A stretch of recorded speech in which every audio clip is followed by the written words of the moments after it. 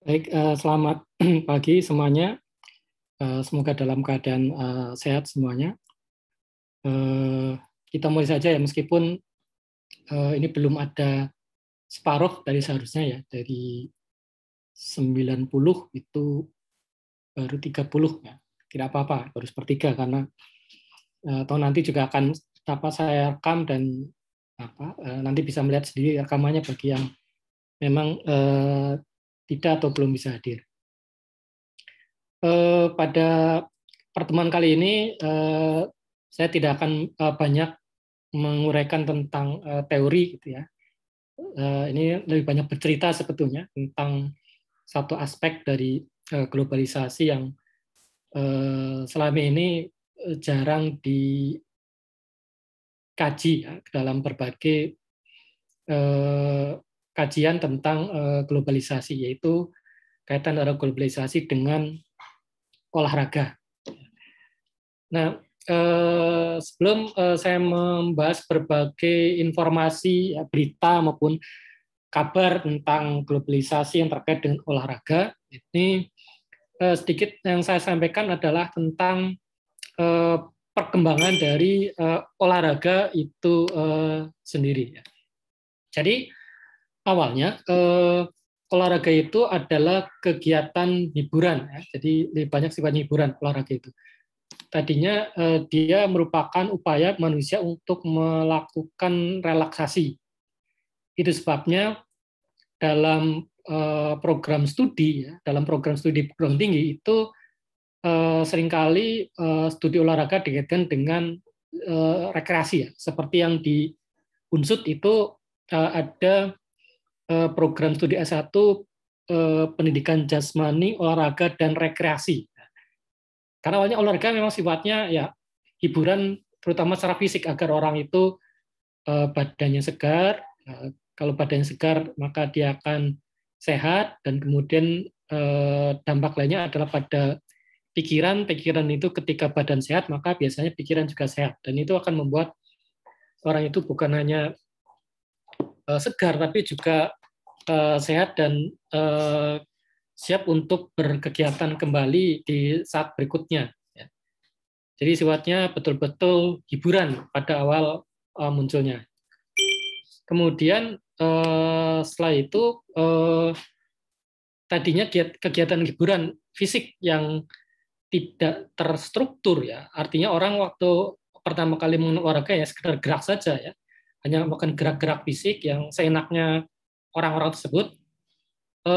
Lama-kelamaan kegiatan olahraga yang dilakukan, meskipun sifatnya masih hiburan, itu sudah mulai terstruktur.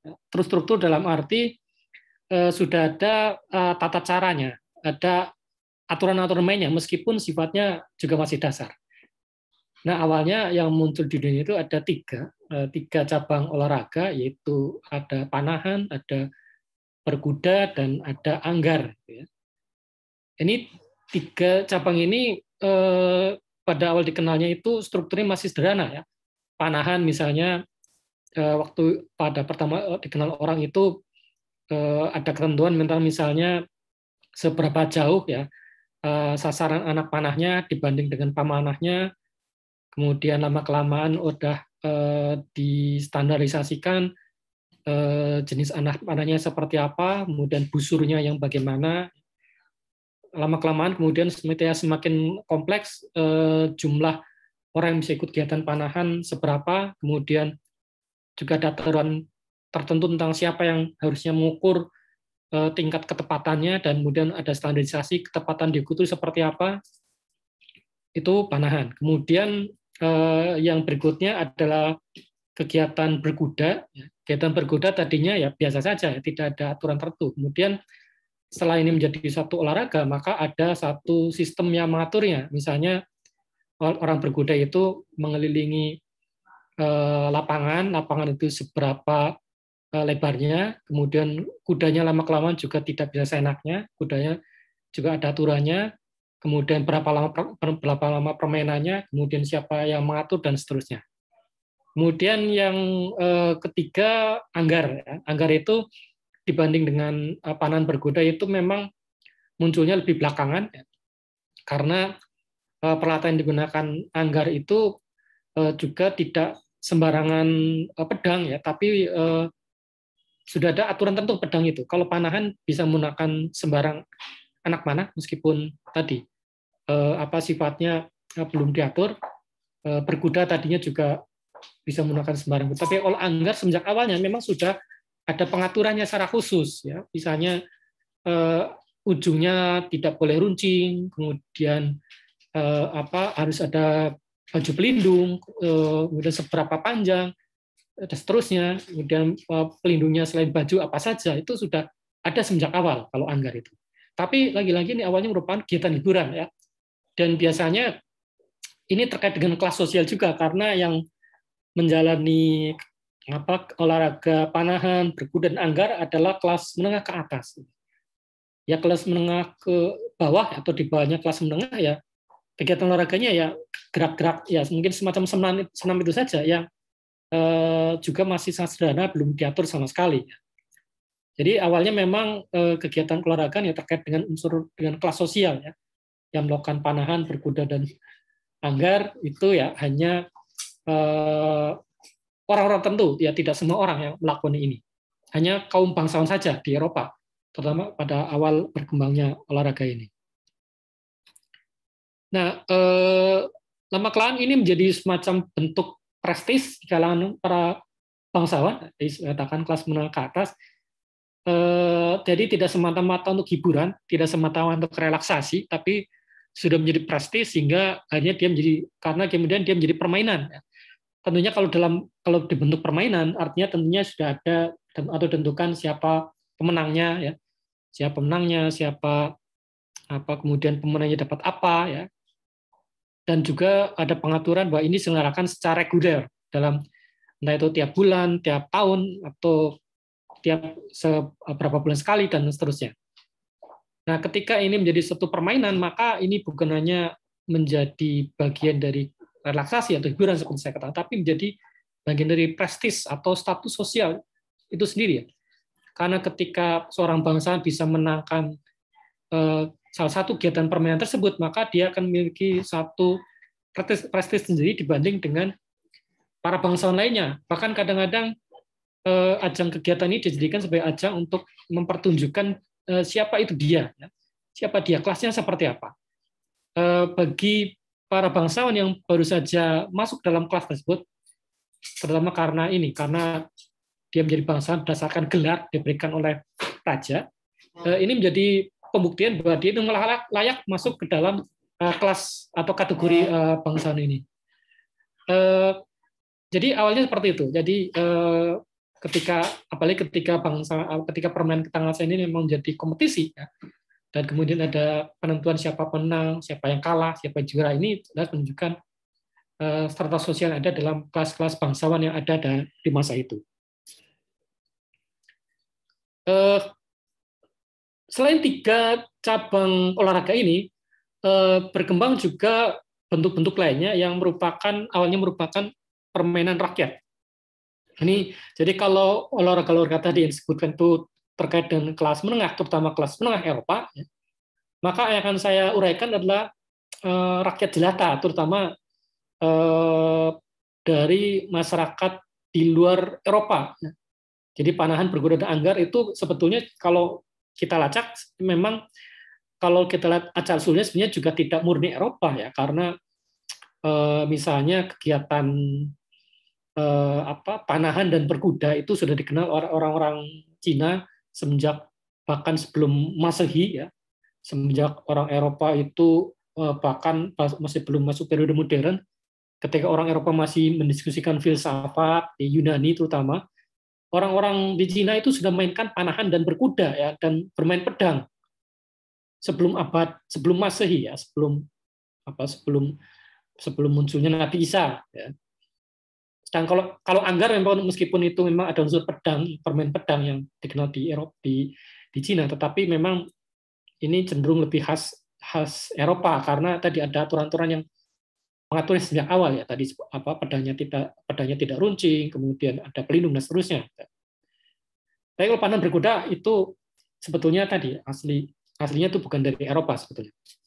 Nah, Tetapi tadi ketika itu berkembang jadi sebuah permainan yang terstruktur ya, jadi ketangkasan, maka ini memang jadi domainnya kelas bangsa. Nah ini permainan rakyat yang dikenal di negara-negara di negara-negara Asia itu sampai sekarang tetap merupakan permainan rakyat, ya, tidak menjadi bagian dari kelas tertentu ya, apalagi ketika zaman modern permainan rakyat ini banyak dikenal, ini sudah tidak ada lagi, tidak zamannya lagi feodalisme.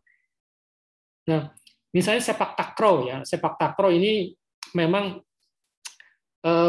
asal usulnya masih diperdebatkan. Ada yang mengatakan ini asli Indonesia sepak takraw ini, tapi ada yang mengatakan India, sebenarnya aslinya India, atau ada yang mengklaim ini bukan ini tapi Pakistan, dan macam-macam ya klaim-klaim ini.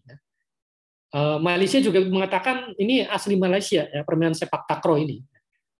Meskipun Indonesia juga yakin ini asli Indonesia, tapi yang jelas permainan sepak takraw ini bukan permainan bukan bidang keolahragaan yang muncul dari Eropa, tapi dari Asia. Meskipun tadi sejarahnya masih diperdebatkan ya, apakah Asia Selatan atau Asia Tenggara termasuk Indonesia.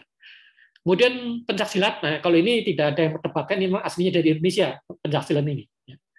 Sehingga ketika permainan berkembang, ya kemudian akhirnya yang bermain ya di sini bukan hanya Indonesia tapi juga orang Eropa ya. Kita lihat di sini.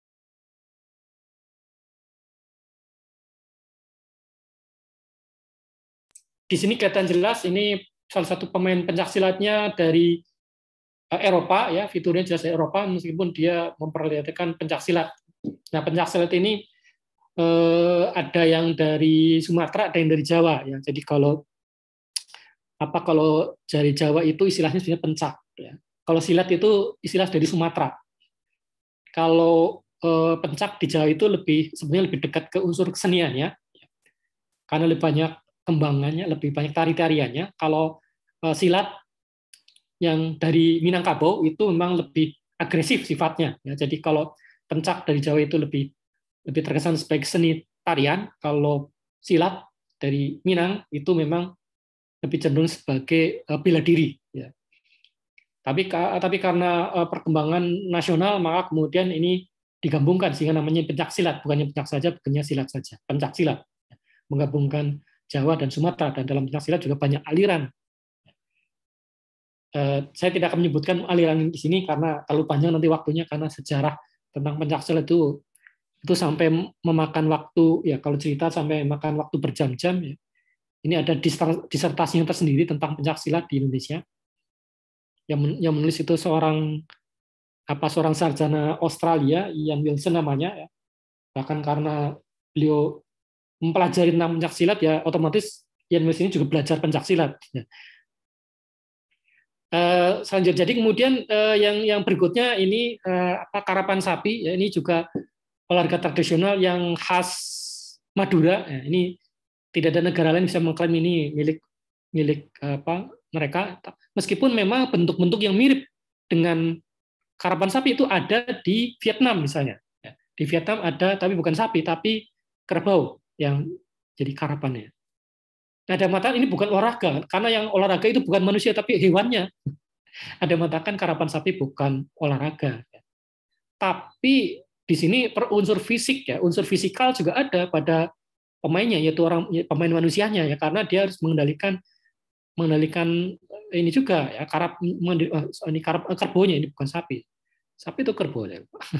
Jadi dari Madura ya, karapan sapi atau karapan kerbau ini. Dia fisiknya juga terlibat karena dia harus mengendalikan binatang-binatang ini yang lebih besar daripada tubuh dia ya. Ini jelas membutuhkan keterampilan tersendiri, kekuatan fisik jelas ya, keterampilan fisik juga ya. Hanya mengandalkan kekuatan fisik tanpa keterampilan itu juga susah ya, susah. Meskipun kuat tapi tidak punya keterampilan fisik, tidak punya keterampilan dalam mengendalikan hewan, itu juga percuma. Tapi orang yang hanya punya keterampilan tapi tidak punya kekuatan fisik juga tidak mungkin. Kemudian yang di bawah ya, di bawah 6 ini di kanan bawah ini adalah lompat batu. Ini permainan rakyat khas ini suku Nias. Nah, kalau ini di negara jelas tidak ada ya. Kalau tadi karapan ini di seperti Vietnam, Kamboja ada, Laos juga ada. Pencaksilat itu menyebar di Jawa dan Sumatera.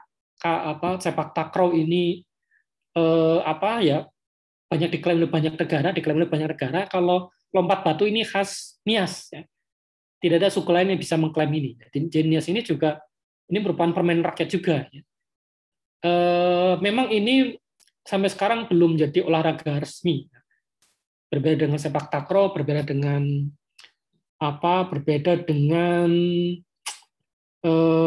pencaksilat. Ya. Ini juga sama seperti karapan, ini juga belum menjadi suatu lomba olahraga yang resmi. Ya. Hanya dimainkan dalam pertunjukan setempat, ya, bahkan lebih spesifik dalam terkait dengan ritual tertentu. Tapi kalau secara umum sebenarnya termasuk tetap kategorinya olahraga tradisional. Ini memang sudah diakui oleh pemerintah bahwa lompat batu ini adalah olahraga tradisional. Lompat batu ya, bukan lompat dari kenyataan atau bukan lompat hati gitu. Mungkin kalau kalian mungkin lompat hati ya, berpindah dari satu hati ke hati lain. Itu mungkin olahraga juga. Olahraga jantung, sport jantung, olahraga hati. Oke, kemudian persebaran olahraga ini adalah sesuatu yang tidak bisa lepas dari adanya industrialisasi, ya. Karena ketika olahraga itu sudah dimasukkan unsur industri, maka otomatis ini akan memudahkan penyebaran ke seluruh negara. Misalnya salah satu yang tadi belum ada, yang tadi tidak saya sebutkan, saya lupa, adalah bulu tangkis. Ya. Bulu tangkis atau kalau internasional mengenal sebagai badminton. Ini aslinya memang asli Indonesia, ya, bulu tangkis diciptakan Indonesia. Ya. Permainan pertama bulu tangkis diselenggarakan di Indonesia. Tetapi ketika sudah masuk unsur industri, maka meskipun ini diperkenalkannya lewat kolonialisme sebetulnya, karena ketika orang Indonesia mainkan bulu tangkis, kemudian orang Belanda yang menjajah Indonesia membawanya ke permainan ini ke Eropa, ya, terutama ke Belanda sendiri. Nah, karena dikenal oleh orang Eropa, maka kemudian muncul kebutuhan ini perlu raket tersendiri, ya, yang tadinya dari kayu yang bisa diproduksi oleh rumah tangga, karena yang mainkan olahraga ini di Eropa itu orang-orang yang tidak punya akses terhadap kayu rotan, ya, karena di Belanda juga tidak ada rotan, maka perlu industri yang menyediakan itu untuk mereka. Nah, kelamaan karena semakin banyak orang yang main itu, maka kemudian lama-kelamaan dari industri juga merespon betul itu dengan munculnya pabrik-pabrik atau para awalnya para pembuat raket. Nah, kemudian lama-kelamaan bukan cuma raket, tapi juga bolanya yang untuk dipukul itu tadinya itu sembarangan, atau memanfaatkan bola dari olahraga lainnya. Awalnya kalau di Belanda itu menggunakan bola kasti, ya, yang sudah dikenal di Belanda. Permainan bola kasti ini memang khas Eropa, ya, bola kasti ini. Kemudian karena semakin banyak orang mainkannya, maka kemudian perlu koknya tersendiri, ya. Jadi bukan lagi bola tapi kok, ya. Otomatis karena kok itu butuh bahan-bahan yang dari luar Eropa, maka kemudian ya industri menjangkau itu. Semakin melebar, ya, mudah menyediakan jaringnya sendiri. Industri kemudian lama-kelamaan menyediakan jaring. Industri lama-kelamaan juga menyediakan pakaian, sepatu, dan seterusnya. Nah, ini kemudian menyebar ke banyak negara, ya, karena karakteristik industrialisasi itu ya menyebar dari satu negara ke negara lain, bahkan sampai ke global, maka otomatis seiring dengan penyebaran industrialisasi ini, maka kemudian bulu tangkis juga dikenal oleh banyak negara, sehingga lama-kelamaan ini menjadi permainan yang diikuti banyak negara. Sebenarnya kalau bicara asal-usulnya, sebenarnya ada yang mengatakan ini dari Cina juga sebetulnya, karena orang-orang Cina itu banyak yang merantau sampai Indonesia, sampai menjadi warga negara Indonesia, warga masyarakat Indonesia, maka kemudian mereka mengenalkan permainan itu kepada pribumi dan juga pada orang Belanda. Tapi populernya dari Indonesia sebetulnya, meskipun asal-usulnya dari Cina. Nah, itu sebenarnya maka tidak heran kalau Indonesia sempat jadi sempat menjadi yang dominan, pemain yang dominan dalam olahraga bulu tangkis itu, ya. Sampai-sampai ya sekitar antara tahun 70 ya sampai tahun 80-an akhir atau 90-an awal itu Indonesia yang selalu terus-menerus jadi juara, ya. Termasuk yang pemain bulu tangkis yang paling terkenal dari Purwokerto, yaitu Lim Swee King. Lim Swee King orang asli Purwokerto, ya. Kemudian juga kalau saya bercerita tentang sejarah juga di tempat yang sekarang itu menjadi Rita, ya, Rita, tapi Rita yang dekatnya Moro, ya, bukan Rita Supermall, itu dulunya adalah namanya Isola, itu singkatan dari Istana Olahraga. Disitulah tempat orang itu biasa berlatih bulu tangkis, ya, termasuk saya, ya. Akhir tahun 80-an ketika SD saya juga ikut permainan bulu tangkis, ya, ikut gabung dalam klub, ya. Yang mana klub itu ada sponsornya dari industri juga, ya. Jadi ini contoh bagaimana peran industri yang sangat penting dalam menyebarluaskan olahraga, bukan hanya ke negara tertentu, tapi ke negara lainnya.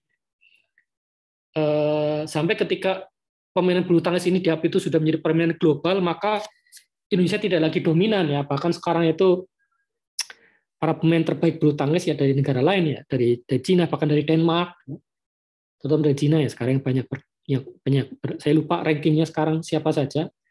Jadi sekarang Indonesia tidak lagi dominan, bahkan menjadi ya masih tetap diakui, tapi bukan lagi yang nomor satu pemain Indonesia itu. Yang nomor satu ya masih dari Cina, kemudian ada Denmark, Inggris, kemudian Jepang juga, ya, Malaysia juga. Indonesia ya masih 10 besar, ya, 10 besar sampai 20 besar pemain-pemainnya, tapi tidak lagi yang paling dominan. Kalau dulu kita punya banyak juara dunia dari Indonesia seperti Lim Swee King, kemudian yang juga terkenal Rudi Hartono, ya. Ada juga Alit Budi Kusuma yang mempersembahkan medali emas. Jadi medali emas pertama yang dapat Indonesia dari Olimpiade adalah dapat dari Alit Budi Kusuma yang berpasangan dengan Susi Susanti yang sekarang ya sudah mau menikah jadi suami istri. Jadi bukan hanya pasangan di lapangan tapi juga pasangan dalam kehidupan sehari-hari. Nah, meningkatnya konsentrasi masyarakat menuju wilayah perkotaan juga mendorong persebaran olahraga, ya, dan mendorong industrialisasi juga, karena ketika permainan olahraga itu dilakukan atau dipraktekkan oleh orang-orang di kota, maka kemudian industri atau dunia bisnis menangkap ini sebagai sebuah peluang. Ketika orang kota semakin banyak misalnya memainkan sepak bola, maka dan bahkan kemudian di kota-kota itu muncul klub-klub sepak bola, maka kemudian industri menangkap ini sebagai sebuah peluang. Karena pemain sepak bola ini dimainkan oleh banyak orang, ditonton oleh banyak orang, maka ini jelas peluang bagi bisnis untuk menampilkan produk-produknya. Nah, sebagai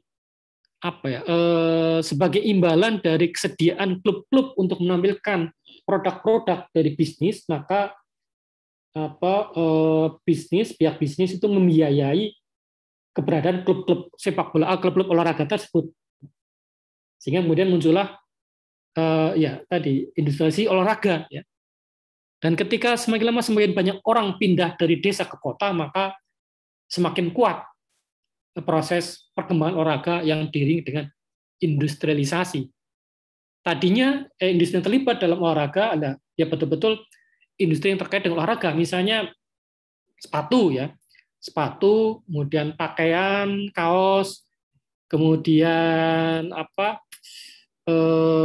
bola, ya, kemudian jaring, ya. Kalau tenis atau bulu tangkis, kemudian kebutuhan untuk topi misalnya, ya. Kemudian kebutuhan untuk adanya sarung tangan untuk olahraga sepak bola, sarung tangan untuk ini penjaga gawang tentunya, dan pernak-pernik lainnya langsung terkait dengan olahraga, termasuk minuman. Tapi kemudian berkembang bahwa yang berkembang adalah bisnis yang terjun dalam olahraga, bukan hanya bisnis yang memang terkait dengan olahraga, tapi bisnis yang tidak langsung terkait dengan olahraga, misalnya perbankan. MU pernah disponsor oleh AIG, yaitu AIG itu lembaga asuransi dari Amerika. Kemudian beberapa bank nasional juga pernah mensponsori klub-klub nasional ya. Setahu saya Bank DKI itu menjadi sponsor dari klub Persija Jakarta. Ya. Juga ya banyak klub-klub daerah yang sepak bola, terutama yang disponsor oleh bank-bank daerah juga. Kemudian bahkan tahun 2018 kalau salah, ya 2018 itu Liga Sepak Bola Indonesia disponsor oleh Gojek. Ya, perusahaan baru yang nilainya membesar sehingga sampai-sampai dia bisa mensponsori satu kompetisi sepak bola selama setahun. Jadi jadi contoh bagaimana keterlibatan padahal ini apa hubungannya sebenarnya Gojek dengan olahraga ya, kan sebenarnya nggak ada hubungan. Kemudian bank dengan olahraga apa hubungannya? Tapi misalnya Bank Mandiri juga pernah menjadi sponsor dari Liga Sepak Bola Indonesia ya sebelum Gojek ya tahun 2015 sampai 2017. Nah itu terjadi ketika ya proses urbanisasi ya, semakin lama semakin banyak anggota masyarakat yang pindah ke kota ya. Tanpa ada urbanisasi kita tidak sembayangkan olahraga akan berkembang seperti sekarang. Meskipun di pedesaan orang tetap menjalankan olahraga, tetapi industrialisasinya, penyebarannya semakin lama meningkat itu karena urbanisasi itu, permintaan masyarakat dari desa dan kota yang semakin lama semakin menjadi penanda zaman. Perkembangan dan persebaran olahraga juga dimungkinkan akibat adanya perkembangan rasionalisasi masyarakat yang semakin mendorong adanya standarisasi. Jadi kecuali permainan-permainan tradisional yang tadi saya sebutkan, bentuk-bentuk olahraga lainnya mengalami standarisasi. Standarisasi dalam bentuk misalnya aturan permainannya, standarisasi dari segi peralatannya, standarisasi dari segi kemampuan orang per orangnya, dan seterusnya. Bahkan kadang-kadang standarisasinya itu standarisasi yang kadang-kadang itu kalau secara detail itu kadang-kadang berbeda dari satu negara ke negara lainnya. Contohnya, kalau di Inggris itu ya standar untuk pemain sepak bola yang baik, ya, yang punya masa depan adalah mereka yang fisiknya kuat, ya, yang larinya kenceng, yang stamina-nya kuat, yang jago dalam beradu badan, ya, menendangnya kuat dan seterusnya. Jadi ciri-ciri fisik. Tapi berbeda dengan pemain-pemain yang dibesarkan oleh kompetisi di Italia atau Spanyol yang tidak terlalu menekankan standar fisik. Mereka standarnya teknik. Jadi kalau dalam di kompetisi-kompetisi Inggris itu, sepak bola Inggris maksud saya, itu standarnya standar fisik ya, artinya harus ada semacam standar ketinggian tertentu ya, tinggi badannya sekian, kemudian berat badan sekian. Tapi kalau Italia dan Spanyol tidak ya. Makanya kalau di Spanyol tuh banyak pemain yang ukurannya ya secara fisik itu ya lebih rendah, lebih pendek daripada rata-rata Eropa ya. Tapi memiliki keterampilan tinggi dan itu mereka yang menjadi andalan di masing-masing klubnya gitu. Ya, ya tengok saja misalnya seperti Barcelona ya, yang melahirkan pemain-pemain yang secara fisik tidak terlalu meyakinkan ya. Ada Andres Iniesta, Xavi Hernandez, ada Lionel Messi sendiri kan secara fisik ya termasuk pendek ya ukuran Eropa. Tapi mereka menjadi pemain andalan karena fokus mereka adalah bukan dari fisik tapi dari segi kemampuan teknik gitu. Kemampuan teknik dan kecerdasan juga. Italia juga kurang lebih sama. Sekalipun sekarang memang sudah mulai ada perkembangan, tetapi kadang-kadang masih ada pelatih-pelatih Inggris yang tetap memperhatikan pentingnya kekuatan fisik. Jadi itu standarisasi itu kadang-kadang juga sampai pada hal yang sifatnya detail. Ya, ini terjadi karena proses rasionalisasi, karena dalam masyarakat ketika masyarakat semakin rasional, masyarakat semakin mengutamakan pencapaian tujuan, maka kemudian orang perlu ada standarisasi. Jadi tidak semua orang misalnya yang bisa ikut dalam klub sepak bola ya harus ada ukurannya sendiri. Misalnya bisa lari sekian, keliling lapangan sekian berapa kali, dia bisa sit up berapa kali, kemudian dia punya kemampuan fisik tertentu dan seterusnya. Jadi bahkan seperti Spanyol sekalipun yang tadi saya sebutkan mengutamakan teknik daripada fisik, tetap ada standar fisik tertentu. Ya. Jadi tidak mungkin orang yang misalnya seperti saya yang dari dulu ya tidak bisa lari keliling lapangan itu 10 kali ya paling banyak 5 kali, setelah 5 kali itu napasnya habis, ya tidak mungkin menjadi pemain sepak bola.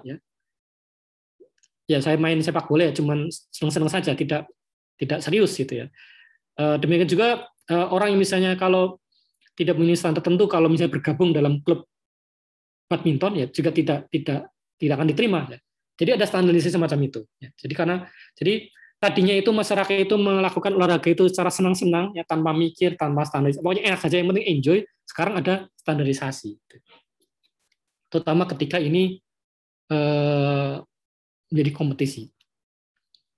Nah, ini juga penyebarannya juga meningkat karena terbentuknya perkumpulan-perkumpulan nasional dan internasional. Ya. Jadi adanya perkumpulan olahraga ya, itu memang merupakan ciri dari persebaran olahraga. Jadi ketika misalnya jumlah pemain pemain yang tadinya belum ada asosiasinya itu sepak takraw tadinya sepak takraw dulunya itu masuk dalam cabang sepak bola tadinya ya. Tapi karena semakin banyak orang yang mainkan sepak takraw, banyak bermunculan klub-klub sepak takraw di daerah, maka kemudian menjadi asosiasi tersendiri ya, sepak takraw ini. Kemudian seperti futsal juga awalnya bergabung pada perkumpulan sepak bola ya, PSSI masuknya. Tapi ketika futsal semakin berkembang, sekarang dia punya perkumpulan sendiri. Nah, sebaliknya adanya perkumpulan olahraga juga semakin mempopulerkan olahraga. Jadi ketika misalnya di tingkat global itu dibentuk FIFA sebagai lembaga yang memayungi sepak bola di tingkat global, maka sepak bola juga semakin mendunia. Ya. Yang tadinya Amerika Serikat itu tidak mengenal sepak bola. Tapi kalau Amerika itu lucunya menggunakan sepak bola itu istilahnya soccer, bukan football. Ya.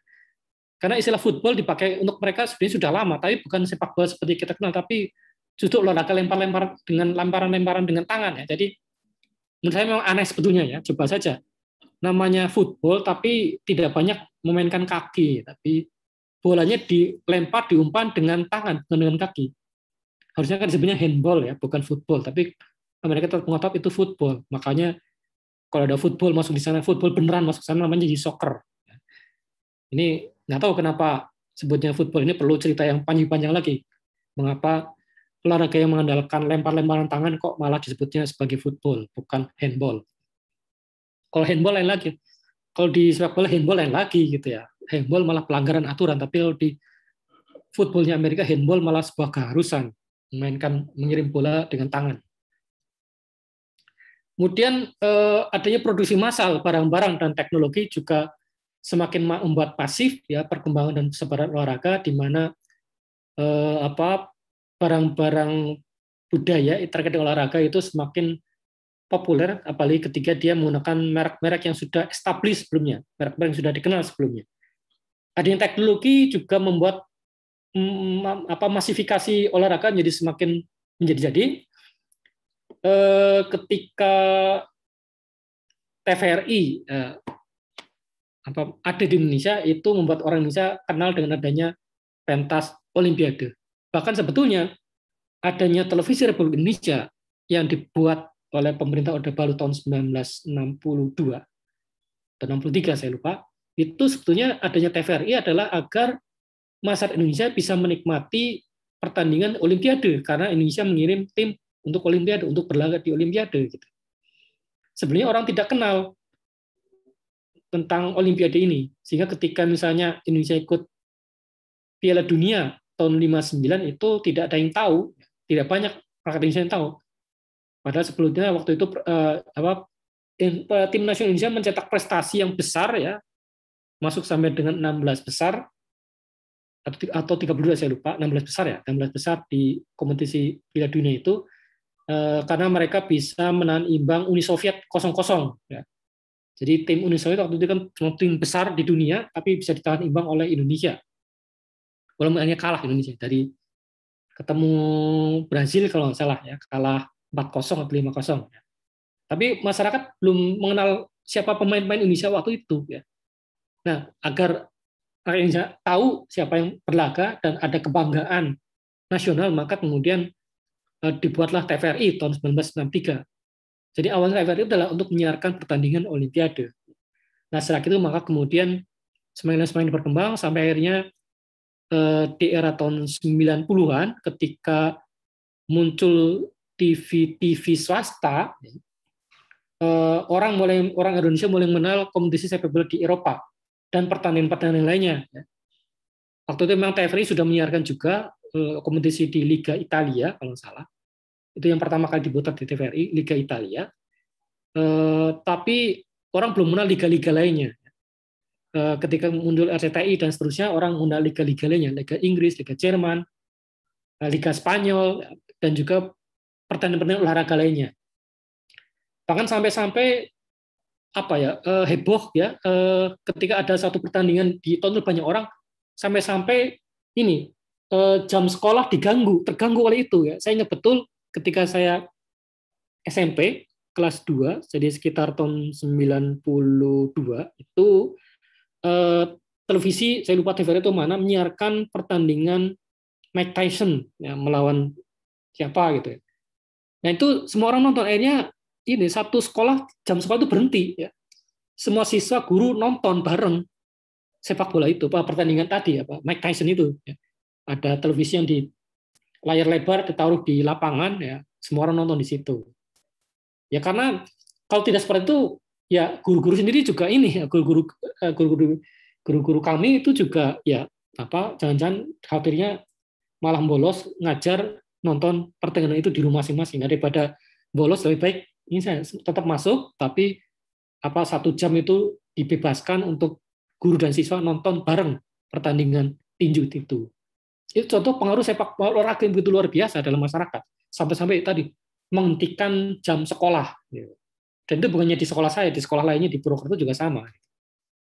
Ini contoh globalisasi olahraga. Jadi kami sudah terekspos globalisasi semenjak itu. Tanpa kami sadar itu kami sudah terekspos globalisasi. Pertandingan olahraga tinju yang disiarkan dari Amerika di waktu yang berbeda dan dari tempat yang begitu jauh bisa dinikmati dalam waktu yang bersamaan. Nah, sampai kemudian sekarang ya kita sudah bisa menikmati itu ya, mungkin juga tadi jam 2 pagi ada yang nonton ya Paris Saint-Germain lawan Bayern Munich dan Chelsea lawan Porto ya. Padahal tadi waktunya begitu berbeda ya. Di sana baru jam 8 malam, sini kita jam 2 pagi di hari berikutnya.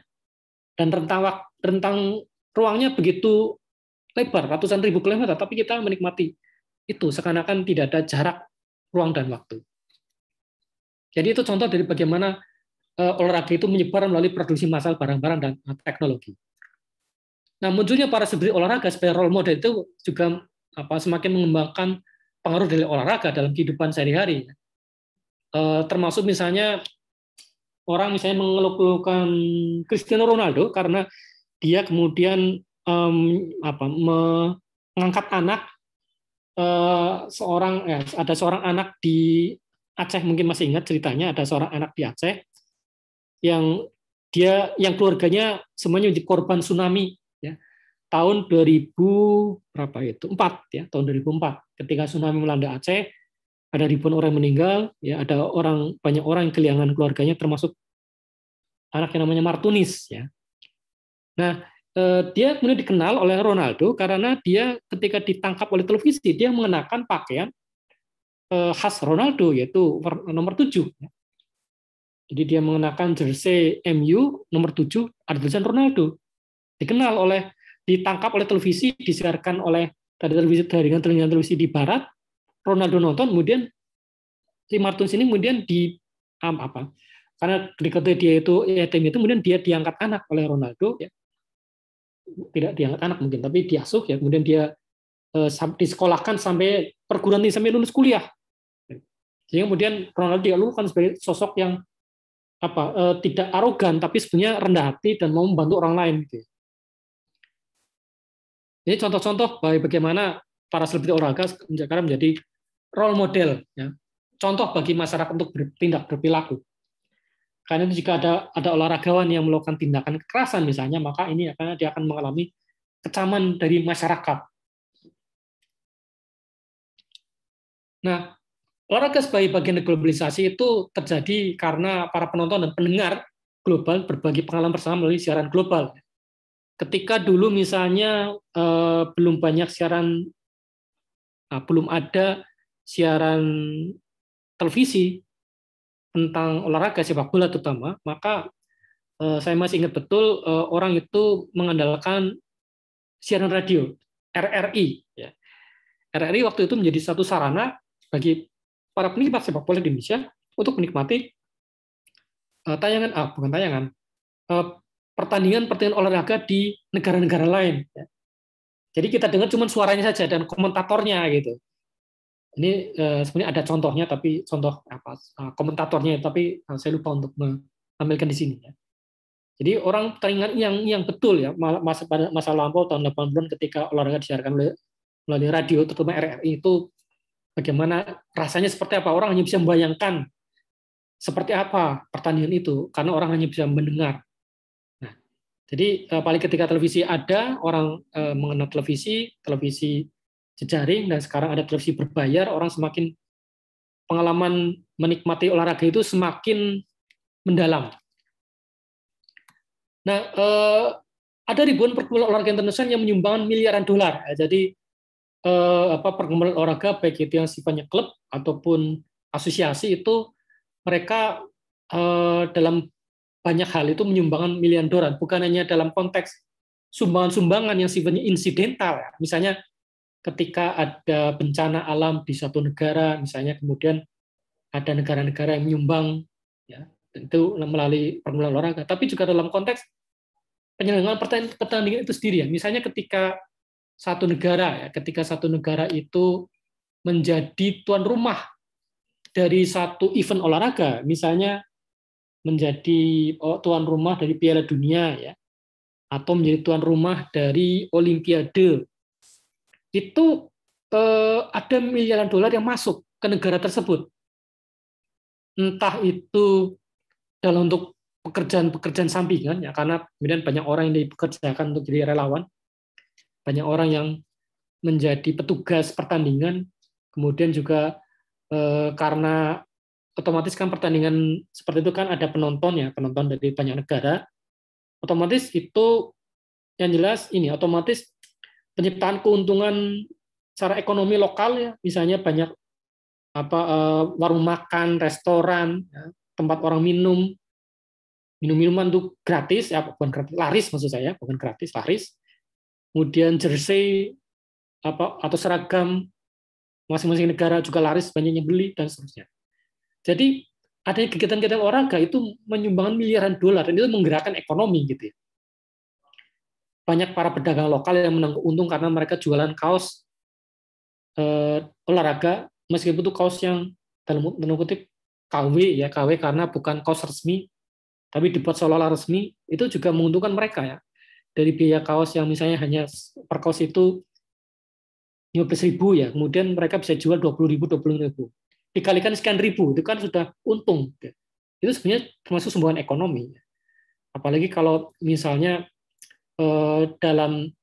untuk membuat event-event itu kemudian membuat berbagai sarana transportasi yang bisa digunakan setelah selesai olahraga, ya. Misalnya ketika Indonesia menyerahkan SEA Games di Palembang, itu kemudian untuk kepentingan SEA Games dibuatlah transportasi massal berupa kereta cepat, ya, kereta layang di Palembang, yang bisa dimanfaatkan untuk masyarakat setelah selesai acara olahraga tadi. Kemudian jalan-jalan dibuat halus, kemudian muncul hotel-hotel baru. Yang tadinya hanya untuk kepentingan olahraga, tapi kemudian bisa untuk kepentingan masyarakat setempat setelah selesai peristiwa tadi. Jadi itu contoh bagaimana sumbangan yang diberikan oleh perkumpulan-perkumpulan olahraga. Nah, olahraga juga seringkali menjadi bagian penting dari identitas nasional olahraga ini. Jadi misalnya yang saya contohkan adalah ini. Brazil. Brazil ini identik dengan sepak bola. lagi-lagi ya, meskipun lagi-lagi permainan sepak bola ini awalnya dari Cina, ada Cina. Kemudian dia dibawa ke Eropa oleh orang-orang Inggris, ya. Jadi selain dimainkan di Inggris, kemudian orang Inggris yang juga ada membawanya ke Italia dan Spanyol. Ya. Orang Inggris yang membawanya ke Italia ini kemudian membentuk satu klub yang dikenal sebagai Internazionale di Milan. Ya. Jadi pendiri Inter Milan itu sebenarnya orang Inggris. Ya. Dan di Inggris sendiri kemudian berkembang, ya, klub tertua itu Queen Park Rangers kalau nggak salah namanya. Jadi bukan MU, bukan Liverpool, bukan. Nah, tetapi meskipun tadi yang mempopulerkan olahraga itu orang Inggris, ya, kompetisi-kompetisi sepak bola terkenal juga di Eropa, tetapi orang tidak bisa mengesampingkan Brazil sebagai ikonnya sepak bola. Ya. Meskipun tentang sepak bola orang tahu di Inggris, Italia, Spanyol, ada klub-klub sepak bola ternama, tapi secara umum ketika orang sepak bola yang terbaik itu selalu Brazil. Nah ini karena memang meskipun itu permainan impor ya, bukan permainan asli Brazil sepak bola ini, tapi permainan Brazil, para pemain Brazil mengembangkan sepak bola dengan cara yang khas. Orang bermain sepak bola di Brazil itu bukan hanya dalam konteks olahraga, tapi dalam konteks kehidupan sehari-hari gitu. Anak-anak jalanan mainkan sepak bola tanpa aturan, tapi kemudian tercipta ketampilannya tinggi. Jadi tidak heran kalau para pemain Brasil itu ada di semua negara. Tidak ada negara yang tidak ada pemain Brasilnya. Gitu ya. Dan juga Brasil meskipun dia termasuk negara berkembang itu negara yang ya 5 kali ya menjuari Piala Dunia. Ini prestasi yang sulit ditandingi oleh negara-negara lainnya. Dan memang pemerintah Brasil secara serius menjadikan Brasil sepak bola sebagai identitas nasional Brasil karena yang paling bisa membanggakan Brasil adalah satunya adalah sepak bola. Brasil tidak bisa membanggakan ekonominya. Brasil tidak bisa membanggakan industrinya.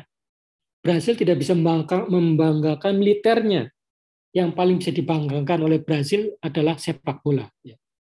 Karena kesuksesan tadi.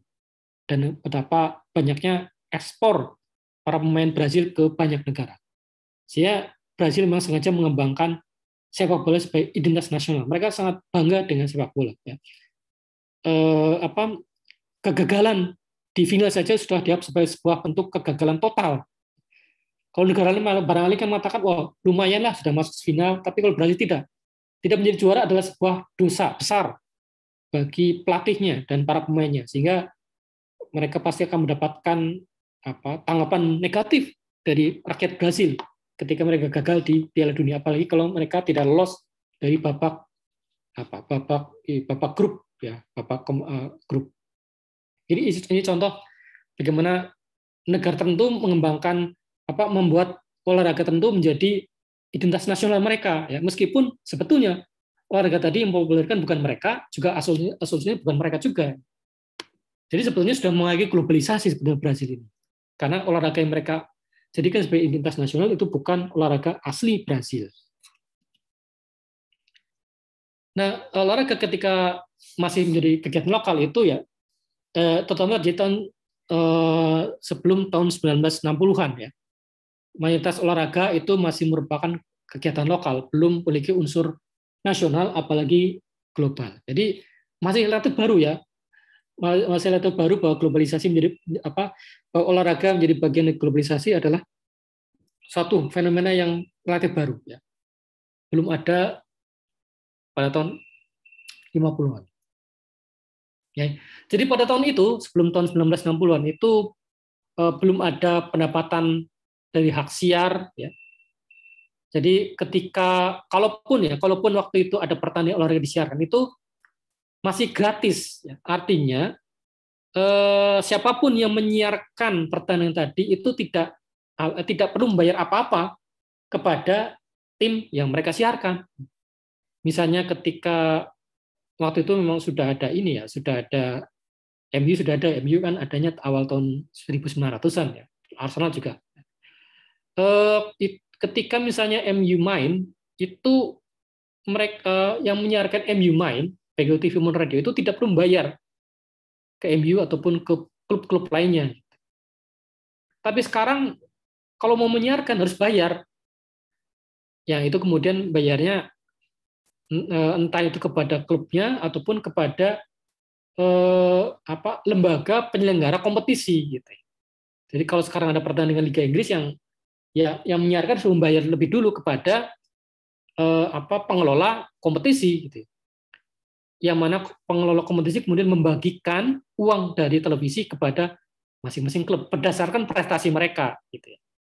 Jadi kalau yang peringkat pertama, 2 dan 3 otomatis mendapatkan pendapatan dari televisi yang melampaui klub-klub lainnya, apalagi klub-klub yang bawah. Kemudian sebelum tahun 60-an juga belum ada pendanaan pemerintah atas olahraga yang sifatnya populer. Tadi termasuk olahraga, basket, bola voli, itu belum didanai oleh pemerintah. Yang membiayai mereka sendiri, paling tidak masyarakat setempat yang membiayai. Nah, tentunya sponsorship juga belum ada sponsor. Jadi mereka main dengan biaya mereka sendiri ya, jadi masyarakat sendiri. Jadi ketika misalnya tadi klub-klub sepak bola itu bermain, yang membiayai ya para penggemar klub itu dengan cara iuran, atau setidaknya ada orang yang memang suka olahraga tersebut dan kemudian membeli klub itu, menjadikan klub itu sebagai milik pribadi. Dan biaya atas klub itu yang mengeluarkan dia sendiri. Entah itu untuk gaji para pemain, keperluan-keperluan lainnya, itu biaya dia sendiri. Jadi belum ada sponsorship sebelum tahun 60-an. Kalau sekarang kan semuanya ada sponsornya. Misalnya kaosnya yang sponsori siapa, gitu. Sepatu yang mensponsori siapa, celana yang mensponsori siapa, dan sepatu pun sponsornya belum dalam kaos pun sponsornya belum tentu satu ya. Kalau kalian lihat ya kaos-kaos klub sepak bola itu logonya banyak gitu ya. Logo di depan dan logo di belakang itu berbeda. Berbeda juga dengan logo yang ada di lengan. Lain lagi logonya itu. Nah, pas olahraga didominasi oleh partisipasi masyarakat. Jadi masyarakat sendiri berbentuk partisipasi. Jadi swasta belum banyak berperan ya. Kalaupun yang memiliki tim sepak bola itu pribadi-pribadi, itu belum ada unsur komersial. Jadi kalaupun ada orang yang memiliki klub olahraga, itu dia melakukannya semata-mata karena minat pribadi, bukan karena unsur komersial. Betul-betul karena dia senang. Kalau ketika dia tidak punya uang, maka dia akan minta bantuan anggota klub lainnya atau pengembang klub untuk iuran, untuk pembiayaan klub, termasuk untuk membayar gaji dan seterusnya. Dan pemeliharaan lapangan dan banyak lagi. Nah, olahraga populer umumnya dimainkan oleh para amatir.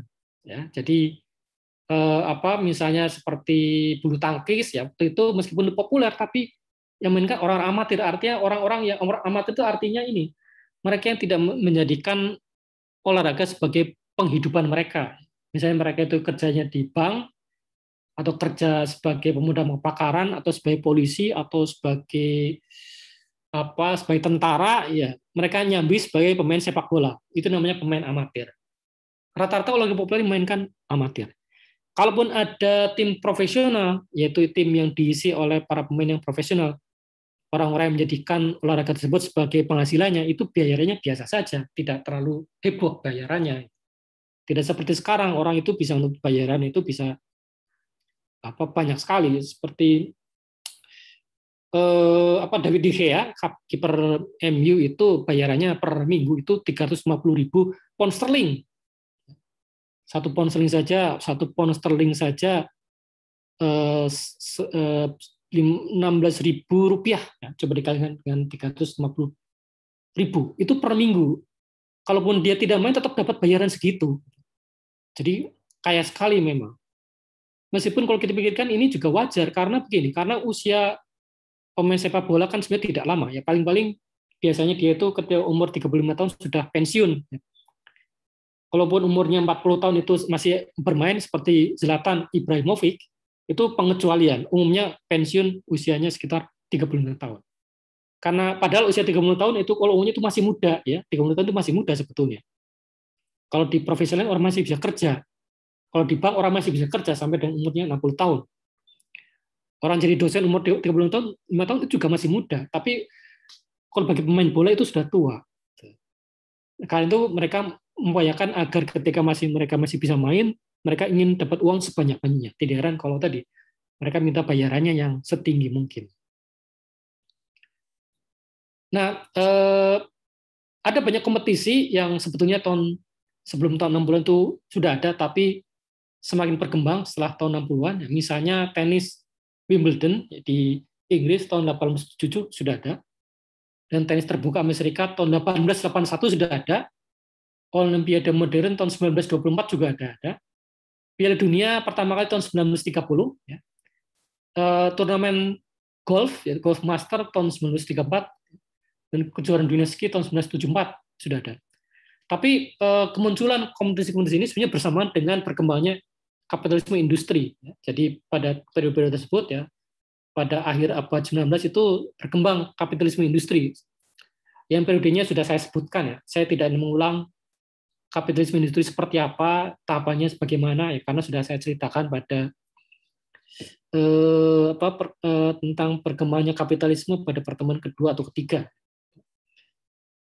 Tapi yang jelas ketika industrialisme ini berkembang, otomatis kompetisi-kompetisi ini juga semakin lama semakin berkembang. Ya. Olimpiade modern yang tadinya diikuti oleh segala negara tahun 24, setelah sekarang itu menjadi hampir semua negara ikut dalam Olimpiade. Pada Olimpiade itu asalnya kan dari pertandingan di masa Yunani kuno, ya, makanya namanya Olimpiade. Karena awalnya orang mainkan pertandingan itu di Gunung Olympus yang ada di Yunani. Jadi sebelum orang-orang mengelola peradaban modern, orang-orang Yunani kuno sudah mainkan banyak cabang olahraga, ya. Ada lempar lembing, lari dan seterusnya pada momen tertentu di Gunung Olympus di Yunani, ya. Di mana mereka itu mengadakan pertandingan itu untuk menghormati para dewa. Nah, setelah Yunani kuno itu ambruk, ya, masuk pada modern, itu pertandingan semacam itu belum disilakan lagi sampai dengan Olimpiade modern tahun 1924 pertama kali di Italia kalau tidak salah. Jadi itu ketika olahraga masih merupakan adalah kegiatan lokal. Nah, sebagai kegiatan nasional itu mulai ada terutama tahun 70-an di mana kompetisi olahraga internasional semakin penting sehingga perlu adanya kebijakan dan strategi nasional. Tadinya asal-asalan saja. Sebelum tahun 70-an tadinya pemerintah mengirim tim untuk berkompetisi di Olimpiade itu asal-asalan. Yang penting mau main, ya. Yang penting mau main, terserah mau ngapain di sana. Tapi lama-kelamaan karena kompetisi olahraga dianggap sebagai bagian dari kompetisi antar negara, nah lama-kelamaan semakin penting. Semakin berkembang pemikiran memang itu perlu ditata olahraga ini, tidak dibiarkan begitu saja. Sehingga tahun 70-an itulah maka kemudian mulai berkembang lembaga asosiasi olahraga. Nah, ini juga terkait juga semakin nasionalnya kegiatan olahraga, semakin terkait dengan jumlah tayangan olahraga di televisi, ya. Jadi ketika di TVRI itu menyiarkan pertandingan Olimpiade, lama-lama TVRI juga menyiarkan pertandingan olahraga di tingkat lokal, sehingga lama-kelamaan orang semakin tertarik dalam pertandingan olahraga, semakin banyak orang terjun dalam olahraga secara profesional, maka kebutuhannya untuk membuat kebijakan nasional tentang olahraga itu juga semakin diperlukan. Sehingga mulailah ada Kementerian Olahraga, ya, di tahun 70-an itu, tahun 71 itu baru mulai ada Kementerian Olahraga. Nah, ini juga terkait dengan gerakan Sport for All, olahraga untuk semua, yang mengakui keuntungan kesehatan sosial yang didatangkan oleh olahraga. Jadi tahun itu juga mulai ada kesadaran semboyan Yunani mens sana corpore insano, ya, dalam tubuh yang sehat terdapat jiwa yang kuat. Dalam tubuh yang kuat terdapat jiwa yang sehat itu semakin dikenal oleh orang. Orang semakin mengakui bahwa olahraga bermanfaat untuk kesehatan, itu jelas, ya.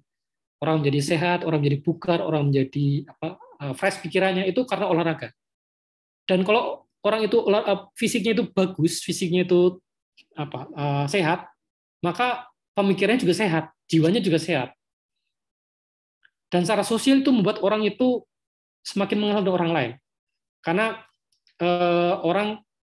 terutama ketika olahraga sifatnya kelompok, ya, orang harus bersosialisasi, orang harus bersosialisasi, orang harus berdiskusi dengan sesamanya untuk kesepakatan. Misalnya ketika diperkenalkan cabang ganda dalam permainan bulu tangkis misalnya, itu kan membuat orang mau tidak mau harus saling kenal, ya. Ada diskusi, ada sosialisasi antar kedua pemain ini. Kalau tidak kan kacau nantinya kan. Kalau tidak ada koordinasi antara dua pemain dalam permainan ganda bulu tangkis, itu ya kacau pasti. Bulu tangkis dan tenis. Nah, hanya keuntungan sosial, keuntungan kesehatan jelas itu diakui dari olahraga. Maka kemudian sejak tahun 70-an maka kita mengenal istilah mengolahragakan masyarakat dan memasyarakatkan olahraga. Nah, ini merupakan sebenarnya bagian dari gerakan global yaitu Sport for All. Jadi yang punya istilah itu sebenarnya bukan hanya Indonesia. Olahraga untuk semua untuk olahraga itu bukan hanya Indonesia, tapi juga negara-negara lain. Nah, kemudian maka perlu kebijakan nasional untuk mendorong olahraga partisipasi massal agar orang itu semakin lama semakin banyak berpartisipasi dalam kegiatan-kegiatan olahraga, baik sifatnya rekreasi maupun kompetitif, rekreatif maupun kompetitif. Sering dengan itu maka dibentuklah badan-badan nasional untuk kebijakan olahraga. Ya. Masing-masing cabang olahraga bikin badan-badan sendiri, ada PSSI, ada PBFSI, ya, bola voli, ya, ada PBSI, badminton, kemudian ada saya lupa yang basket singkatannya apa. Kemudian muncul Komite Olahraga Nasional Indonesia atau KONI. Peran pemerintah olahraga juga diakui semakin lama semakin penting karena tadi terkait dengan kebijakan nasional dan juga pemerintah perlu juga mendukung partisipasi massal sehingga tidak heran kalau pada tahun itu sampai dengan tahun 90-an akhir itu klub-klub sepak bola daerah itu dibiayai oleh Pemda, oleh APBD seperti PSIS ya, Semarang itu dibiayai oleh APBD Provinsi Jawa Tengah. Persib Bandung dibiayai oleh APBD Provinsi Jawa Barat. Ya. Dan seterusnya. Persija dibiayai oleh APBD Pemerintah Jakarta dan seterusnya. Baru setelah tahun 2000-an maka kemudian dihapus, ya, tidak boleh ada alokasi langsung dari pemerintah kepada olahraga untuk mendukung tim tertentu, walaupun itu tim punya provinsi. Jadi, tetapi bukan berarti pemerintah tidak penting, pemerintah tetap penting, misalnya dalam mengembangkan olahraga di sekolah, kemudian juga dalam membantu pembiayaan pengiriman atlet ke luar negeri, dan seterusnya. Nah, globalisasi olahraga baru terjadi setelah tahun 1980-an. Itu ketika liputan media atas peristiwa olahraga yang besar itu semakin lama semakin meningkat. Jadi ketika liputan media itu semakin lama semakin mengglobal, semakin diterima oleh banyak negara, maka terjadilah globalisasi olahraga. Ketika Olimpiade, ketika Piala Dunia sepak bola, semakin banyak yang meliput, dan yang menonton semakin banyak, sehingga pada Piala Dunia terakhir itu ada miliaran orang menonton sepak bola, maka nuansa globalisasi itu semakin lama semakin menguat dalam konteks keolahragaan ini. Globalisasi olahraga selain dikuatkan oleh meningkatnya liputan media, juga dikuatkan oleh meningkatnya kegiatan komersial dan peran perusahaan yang mau cari untung dari olahraga. Jadi mungkin awalnya saya belum tahu persis. Jadi mungkin awalnya perusahaan terlibat dalam olahraga untuk memenuhi permintaan pemerintah, ya. Yang mungkin perusahaan tersebut itu ada imbalan tertentu. Tapi lama kelamaan perusahaan mulai berpikir kalau dari mengurus sendiri olahraga saja itu sudah dapat untung, kenapa saya harus menerima proyek pemerintah untuk mengurus olahraga? Lebih baik saya terjun langsung dalam mengurus olahraga. Ya. Terutama ketika perusahaan semakin sadar tentang pentingnya popularitas, semakin pentingnya merek atau image atas merek, maka perusahaan itu semakin berkenan untuk menghabiskan sekian banyak uang untuk membiayai kegiatan olahraga. Tidak heran tadi kalau perusahaan-perusahaan global ya mau membiayai olahraga seperti misalnya kartu kredit ya Mastercard mau membiayai Piala Dunia, ya. Kemudian perusahaan minuman bir besar di Eropa mau membiayai event Liga Champions dan seterusnya. Ini bukan berarti mereka baik hati loh. Ingat seperti tadi saya sampaikan dalam neoliberalisme ya. Bukan berarti ketika perusahaan itu terlibat dalam membantu pengolahragaan, kegiatan olahraga, bukan berarti karena mereka baik hati, tapi karena mereka ingin cari untung gitu ya. Jadi ketika komersialisasi olahraga berjalan, maka otomatis itu ada peluang keuntungan dari perusahaan-perusahaan. Dan itu yang mendorong adanya globalisasi olahraga semakin jauh. Nah, jumlah atlet profesional dalam kondisi internasional itu semakin meningkat, artinya profesional itu bayaran. Jadi ketika bayaran semakin meningkat, maka ini menjadi semakin banyak orang yang mau terlibat. Itu juga membuat semakin banyak orang terlibat dalam olahraga. Karena kemudian ketika orang melihat, oh ternyata misalnya para anak-anak di Brazil ya, ketika mereka melihat misalnya para pemain seperti Ronaldo, ya Ronaldonya Brasil, Ronaldinho, Kakak dan lain-lain itu ternyata banyak mendapatkan uang dari olahraga yang tadinya mereka itu orang-orang miskin, ini memotivasi anak-anak di Brasil yang miskin-miskin untuk semakin menggeluti olahraga. Siapa tahu ketika mereka bisa mempertunjukkan keterampilannya berolahraga, bermain sepak bola, siapa tahu ada yang merekrut dari klub. Nah, ketika klub merekrut, mereka bisa mengembangkan keterampilan, siapa tahu klub-klub Eropa tertarik dan mau menyewa mereka. Dan otomatis kalau mereka sudah pindah ke Eropa, otomatis ini uang mengalir dengan deras. Jadi orang akhirnya terjun dalam olahraga bukan lagi semata-mata karena suka dengan olahraga tersebut, tapi karena motivasi finansial juga. Nah, jumlah siaran langsung peristiwa olahraga semakin bertambah ya. Tadi tentunya terkait dengan liputan media yang semakin juga berkembang. Dan ada pengakuan global terhadap para atlet terkemuka. Sehingga kemudian mereka itu diperlakukan sama halnya dengan para selebriti, para pesohor. Jadi terutama ketika diselenggarakan ini penghargaan-penghargaan semacam ini ya, para pemain terbaik ya. Ini tahun 2018, ini apa yang sebelah kanan, sebelah kiri ini pemain sepak bola perempuan terbaik di dunia, kemudian di tengahnya Luka Modric, pemain sepak bola terbaik ya karena membawa Kroasia masuk sampai dengan final ya. Kemudian Kylian Mbappe sebagai pemain muda terbaik.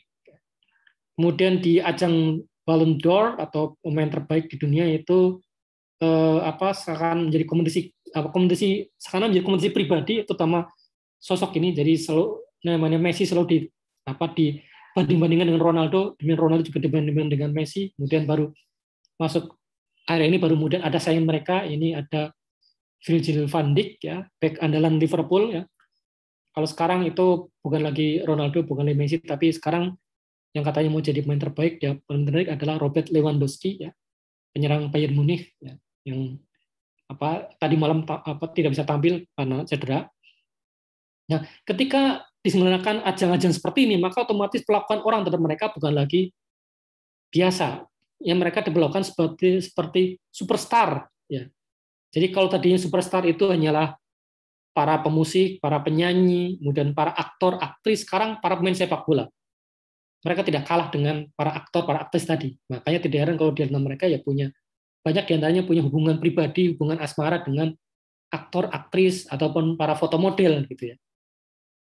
Jadi seperti Ronaldo ya pacarnya selalu foto model gitu, karena dia juga menjadi selebriti. Jadi kalau dulu itu orang mengenal pemain sepak bola itu orang-orang kasar ya, karena mainnya di lapangan, kemudian mainnya fisik. Tapi sekarang jadi pemain sepak bola, terutama kalau profesional dan bayarnya tinggi, itu berarti ya termasuk selebriti ya, artinya sosok kelas menengah ke atas gitu. Jadi ketika mereka menjadi kelas pemain profesional dan mereka mencapai puncak tekanan tertentu, maka mereka akan masuk dalam kategori kenaikan kelas. Mereka mengalami kenaikan kelas, atau dalam istilah sosiologi itu mengalami mobilitas sosial sifatnya vertikal. Nah, globalisasi olahraga juga semakin meningkat karena ada keterkaitan antar atlet tertentu dengan merek-merek industri. Ya. Merek industri yang terkait langsung dengan olahraga adalah merek-merek ini ya, Nike, Adidas, Reebok, Puma itu. Jadi seperti Nike dan Adidas sekarang kan mereka itu punya wakilnya sendiri ya. Seperti Nike itu salah satu wakilnya atau ambasador, istilahnya ambasador ya. Jadi istilahnya sekarang bukan lagi bintang iklan tapi ambasador atau duta dari merek. Rafael Nadal di cabang tenis itu menjadi duta dari Nike. Sedangkan David Beckham dari bidang sepak bola itu menjadi duta untuk merek Adidas, meskipun dia sudah lama pensiun ya. Sekarang Beckham statusnya sebagai pemilik klub yaitu Inter Miami di Amerika. Nah, pasar olahraga global itu yang berkembang setelah tahun 80-an itu mempunyai beberapa karakteristik ya. Karakteristik pertama adalah meningkatnya harga hak penyiaran untuk peristiwa olahraga global. Nah, ini saya mulai banyak cerita. Jadi ini contoh 5 liga besar di dunia ya. Yang ini tapi itu memperlihatkan seberapa banyak ya keuntungan pendapatan didapatkan oleh masing-masing liga. Yang paling besar adalah Liga Premier di Inggris. Yang ini sampai dengan 1,1,884 miliar juta, 1,884 juta euro per musim. Di mana setiap pertandingannya itu ini 1.880, artinya 1,8 miliar euro, betul. Di mana masing-masing pertandingan itu mendapatkan 9,4 ya, juta euro. Urutan di bawahnya ada La Liga di Spanyol, tapi angkanya jauh ya. Ini 1.140 ya. Kalau di bawahnya lagi Bundesliga di Jerman 1.160, dan Serie A di Italia 973. Kemudian kalau Ligue 1 itu tadinya di bawahnya Liga Italia, sekarang malah lebih tinggi, itu 1.153. Meskipun sebetulnya di Liga Premier itu mengalami penurunan, itu minus 22%, tapi serumu lebih tinggi daripada La Liga. Ceritanya banyak mengapa minus itu, tapi tidak cukup waktunya untuk cerita. Kalau La Liga mengalami peningkatan 29%, yang paling banyak peningkatannya justru adalah Liga Jerman, Bundesliga. Itu 85%, terutama ketika orang semakin melihat bahwa klub-klub Jerman tidak boleh dianggap remeh. Ya. Bahkan sekarang dianggap sebagai klub terbaik itu ya Bayern Munich, meskipun tadi malam kalah dari PSG. Ya. Tapi kalau orang melihat cara bermain Bayern Munich dan bagaimana mereka itu juara pada musim lalu, orang tetap berharap nanti minggu depan akan bisa dibalik situasinya dari PSG. Dan Serie A semakin berkurang popularitasnya, itu sehingga kemudian dampaknya pendapatannya juga berkurang, minus 9%. Sedangkan Ligue 1 Prancis juga malah naik ya 59%. Itu dari segi hak siar. Kemudian jadi produk olahraga juga mengalami persaingan global dengan gambar-gambar dikelilingi di seluruh dunia. Jadi terutama tadi ada Nike, ada Adidas, itu mereka bersaing secara global juga karena mereka sama-sama terjun dalam bidang industri sepatu sepak bola. Selebriti olahraga global ini merupakan bagian penting dari pemasaran global olahraga. Jadi para pesohor olahraga itu seringkali menjadi tadi saya katakan menjadi duta dari masing-masing merek tadi. Terus kali atau terutama adalah produk sepatu ya, karena tentunya dalam olahraga ya sepatu adalah produk yang paling relevan dengan olahraga ya. Semua olahraga itu butuh sepatu, ya. Mulai dari lari, basket, voli itu semua butuh sepatu, sehingga otomatis sepatu merupakan produk yang paling terkait dengan olahraga. Nah itu munculkan selebriti baru yang terkait dengan produk ini. Misalnya Michael Jordan ya pemain bola basket tahun 1990 ini terkenal dengan Nike-nya. Nike itu sampai kemudian ini melahirkan satu merek tersendiri kalau di Nike itu Air Jordan. Ya. Karena itu Air Jordan 8, ini Air Jordan 5 yang saya tampilkan ya. Jadi karena itu nomor 23 menjadi nomor yang sangat ikonik ya terkait dengan orang ketika melihat nomor 23 di bola basket langsung ingat dengan Michael Jordan. Nah, kalau sekarang yang juga tidak kalah populernya atau bahkan lebih populer adalah Lionel Messi yang ini ternyata diketahui dia itu meluncurkan bagian dari peluncuran dari satu produk baru dari Nike yang warnanya itu istilahnya itu bahasa Jawa itu begitu ngejreng ya, warna merah, ada warna merah tua, warna merah menyala, ada warna kuning, hitam dan seterusnya. Ini barusan ya, belum lama, ini baru pertandingan terakhir sebelum kompetisi ini antar negara itu ketika lawan Sociedad ya, ketika menang 6-0 itu dia ketahuan memakai sepatu baru ya dari produk Nike. Ini contoh bagi bagaimana para selebriti terlibat dalam pemasaran produk olahraga. Nah, harga perjanjian sponsorship untuk peristiwa dan atlet oleh sponsor olahraga juga semakin mengalami peningkatan ya. Nike, Adidas, dan bahkan juga yang mensponsori kadang-kadang bukan sponsor olahraga langsung, tapi kadang-kadang sponsor yang tidak terkait dengan olahraga. Misalnya Coca-Cola, ya, McDonald, ya. Sebenarnya kaitannya apa McDonald dengan olahraga kan sebenarnya tidak ada. Kaitan langsungnya terus tidak ada. Ya. Coca-Cola kaitan dengan sepak bola langsungnya tidak ada. Gatorade tidak terkait langsung.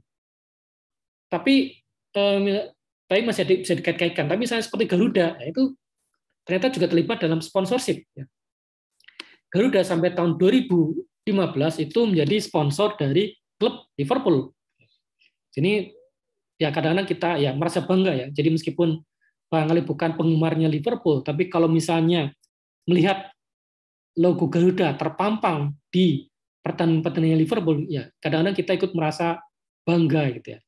Meskipun kita barangkali benci Liverpool sekalipun. Karena ini logonya jelas menunjukkan Garuda Indonesia.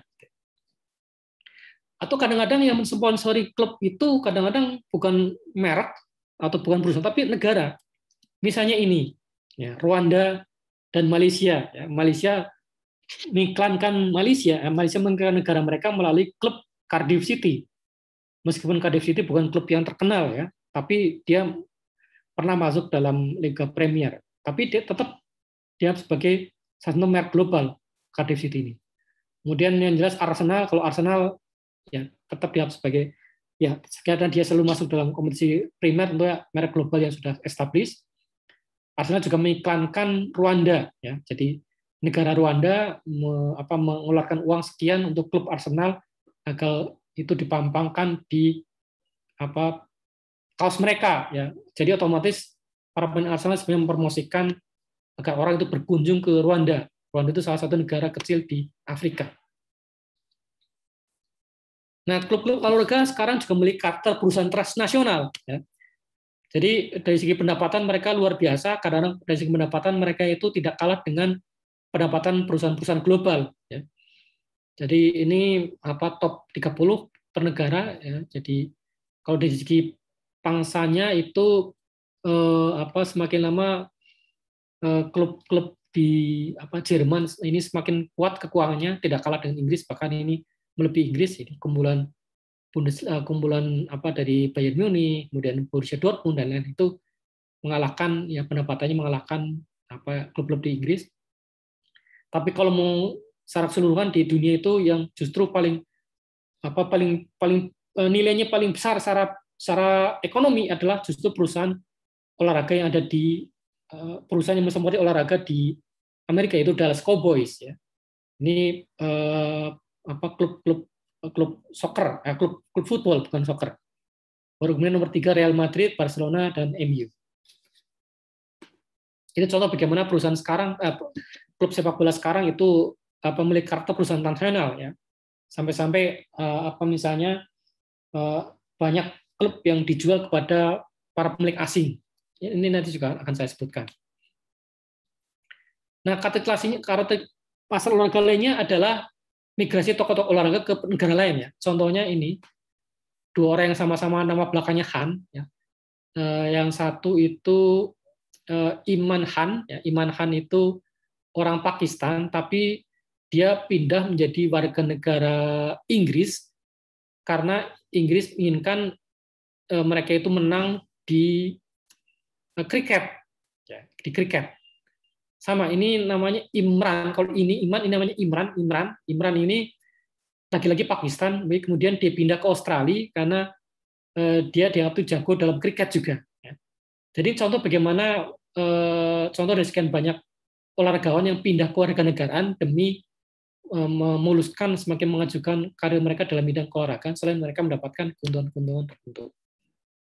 Nah, olahraga seringkali menjadi platform di mana bangsa dan individu menghadirkan diri mereka sendiri dan karakter identitas bangsa atau etnis mereka sendiri. Jadi kalau yang Brazil terkait dengan identitas nasional, kalau ini tergantung identitas suku atau etnis. Misalnya ini ya, ini olahraga yang hanya ada di Australia dan Selandia Baru ya. Ini Amerika juga ada ya. Ini Amerika juga ada. Rugby ini ada. Tapi kalau ini Australian football ini di Amerika juga nggak ada. Karena permainannya betul-betul lebih kasar, lebih brutal daripada ini. Kalau ini kan masih ada pelindungnya, tapi ini kan sudah tidak ada pelindungnya. Nah, berbeda dengan sepak bola, mereka itu tidak ada ramah-ramah, tidak unsur ramah-tamah dengan pemain lain ya. Nyikut saja, tidak ada permintaan maaf ya. Kalau sepak bola kan mending. Sepak bola ketika satu pemain melanggar pemain lainnya, nyikut atau nendang, pasti akan ada upaya untuk minta maaf. Kalau ini tidak ya, kalau Australian football tidak unsur minta maaf ya, main-main saja, nggak perlu minta maaf kalau menyenggol, menabrak pemain lain. Kemudian jadi ini khasnya Australia dan Selandia Baru. Nah, kemudian berbeda dengan ini di Spanyol ada satu provinsi namanya Provinsi Catalonia, yang mana Provinsi Catalonia dari dulu sampai dengan sekarang itu merasa dijajah oleh Spanyol. Karena mereka merasa satu bangsa tersendiri. Bahkan mereka itu berapa kali mengadakan referendum untuk merdeka dari Spanyol, meskipun gagal terus. Nah, perjuangan mereka di bidang politik untuk menjadi bangsa yang merdeka itu diterjemahkan dalam bidang olahraga. Sehingga pertandingan antara Barcelona melawan Madrid itu selalu merupakan dianggap sebagai semacam pertarungan politik. Ya. Karena Barcelona mewakili Catalonia, dan Catalonia itu yang ingin merdeka dari Spanyol dari zaman dulu, sedangkan Madrid mewakili kerajaan Spanyol yang dianggap itu mencaplok wilayah Catalonia. Karena dari segi bahasa sebenarnya berbeda, bahasa Catalonia berbeda dengan bahasa Spanyol. Itu contoh. Jadi pertarungan mengapa kemudian begitu digembar-gemborkan ya El Clasico Madrid lawan Barca, karena terkait dengan masalah politik. Kemudian yang contoh lainnya adalah klub Athletic Bilbao. Ini juga klub yang menunjukkan identitas etnis mereka, karena para pemain Athletic Bilbao tidak boleh ada yang dari luar etnis mereka, etnis di Bilbao itu sendiri gitu ya. Jadi semua pemain Athletic Bilbao itu dari masyarakat setempat, mereka tidak mengimpor dari luar. Mereka tidak, bahkan sama Spanyol juga mereka tidak mau. Satu pun tidak ada pemain Athletic Bilbao yang datang dari luar wilayah Bilbao. Karena kebanggaan mereka atas identitas mereka yang khas. Gitu. Mereka juga punya bahasa sendiri sebetulnya, wilayah Bilbao ini. Karena itu pemain mereka bisa saja dikirimkan ke tempat lain, misalnya seperti Ander Herrera, ya, yang sempat bermain di MU, sekarang di Paris Saint-Germain, atau seperti Kepa Arrizabalaga yang sekarang bermain di Chelsea, itu Bilbao. Tapi klub Bilbao sendiri tidak ada pemain dari luar mereka, apalagi dari negara lain. Itu contoh bagaimana sepak bola menjadi penyaluran ekspresi identitas etnis dan juga identitas politik kadang-kadang. Contohnya seperti Barcelona. Nah juga dalam sepak bola juga ada bentuk revitalisasi dan rasionalisasi olahraga lokal yang tadinya tidak dikenal oleh masyarakat, tapi adanya globalisasi membuat olahraga ini menjadi dikenal. Seperti misalnya capoeira, ya, capoeira dari Brasil ini dikenal juga. Ini akan saya perlihatkan klip sekilas tentang capoeira.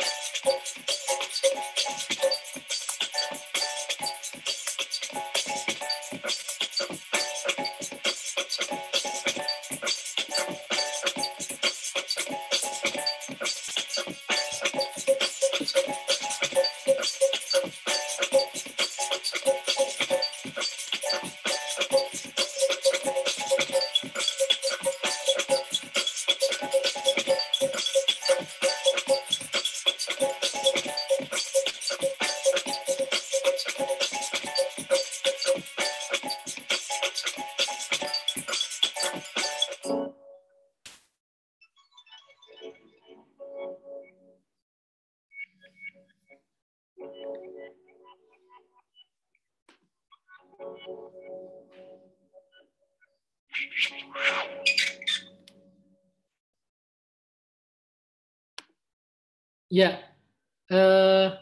jadi seperti yang tadi saya perlihatkan, jadi ketika kita ketika kita melihat capoeira ini kan jelas ada unsur seninya ya, ada tarian, ada musik, ya. Tapi juga jelas ada olahraganya karena tendangan-tendangan yang mereka lakukan jelas juga bisa digunakan untuk melakukan bela diri. Jadi ini kira-kira hampir seperti pencaksilat ya, karena pencaksilat kan juga ada iringan musiknya sendiri. Ada unsur tarinya juga ya, ada unsur bela dirinya juga jelas. Jadi ini membuat akhirnya kemudian capoeira menjadi olahraga bela diri kemudian dikenal oleh banyak negara, ya, terutama melalui salah satu perangkat yang tadi saya perlihatkan yaitu melalui YouTube. Nah, seperti olahraga menjadi sosok berpengaruh dan dalam bidang lainnya.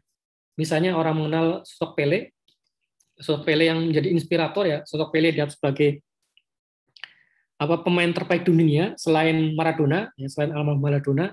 Ini juga menjadi sosok yang sangat berpengaruh di kalangan masyarakat Brasil, rakyat Brasil sampai dengan sekarang. Juga yang tidak kalah pengaruhnya adalah orang yang namanya Jorge Weah. Mungkin namanya tidak populer Pele ya, atau tidak sepopuler Maradona juga. Tapi Jorge Weah adalah juga pemain terbaik juga ya. Dia pernah menjadi pemain terbaik dunia ketika bermain untuk klub AC Milan, berposisi sebagai penyerang. Ya. Sekarang Weah itu sudah menjadi presiden. Ya. Jadi karena Weah itu sangat terkenal di Liberia negaranya, maka kemudian dia berhasil nyalon sebagai presiden sekitar 2 tahun yang lalu dan sukses. Jadi sekarang jadi presiden di Liberia, salah satu negara di Afrika. Nah, dalam konteks produksi dan konsumsi ini kita melihat sebagian besar sepatu olahraga dan pakaian dibuat di banyak negara yang meliputi Asia Tenggara, Afrika Utara, dan Amerika Latin. Kemudian lebih dari 80% bola itu dibuat di Asia, termasuk di Indonesia. Ya. Bola buatan Karawang itu sekarang banyak dipakai dalam kompetisi-kompetisi yang diselenggarakan oleh FIFA. Kemudian Adidas ya, salah satu merek sepatu, itu 77% pabrik pensuplainya itu ada punya di Eropa, tapi juga di Timur Tengah, Afrika, dan Asia. Kemudian iklan ada di semua acara olahraga. Ya. Jadi sekarang tidak ada satupun acara olahraga yang tidak ada iklan, semuanya menggunakan iklan. Jadi otomatis ini bentuk proses adanya proses ini, proses pemasaran merek. Ya. Kaos seragam jersey membentuk citra global. Jadi kalau orang itu mengenakan kaos dari klub tertentu, maka ini menunjukkan atau membentuk citra tertentu. Itu sebabnya mengapa setiap kali ada musim baru itu selalu ada peluncuran kaos baru. Bukan semata-mata karena bosan menggunakan kaos sebelumnya, tapi karena ya tadi untuk membentuk citra tadi. Makanya dan kaos baru itu selalu nuansanya selalu baru gitu ya. Dan kadang-kadang sebelum musim berakhir itu sudah diperkenalkan kaos barunya. Kadang orang menunggu nanti kira-kira kaosnya Liverpool seperti apa sih? Ya. Meskipun tetap dasarnya merah, tapi pasti ada kombinasi warnanya. Nah, aspek dari globalisasi olahraga adalah dalam bidang ini modal sosial dan simbolik. Jadi olahraga membuka kesempatan bagi orang-orang tertentu yang punya modal finansial yang kuat untuk membentuk citra mereka dan menjadi pemilik klub. Ya, misalnya ini ya. Ada Roman Abramovich yang menjadi pemilik klub Chelsea, kemudian ada Sheikh Mansur yang menjadi pemilik dari Manchester City, dan ada Zhang Zheng ya yang menjadi pemilik baru dari Inter Milan yang sebelumnya dimiliki oleh Erick Thohir yang sekarang menjadi Menteri BUMN Indonesia. Nah, mereka membeli klub-klub sepak bola ini bukan semata-mata karena motif finansial. Karena kalau motif finansial semata, kalau klubnya tidak kunjung menang, tentunya akan ditinggalkan. Tapi kadang-kadang lebih karena kesenangan pribadi, seperti Abramovich misalnya.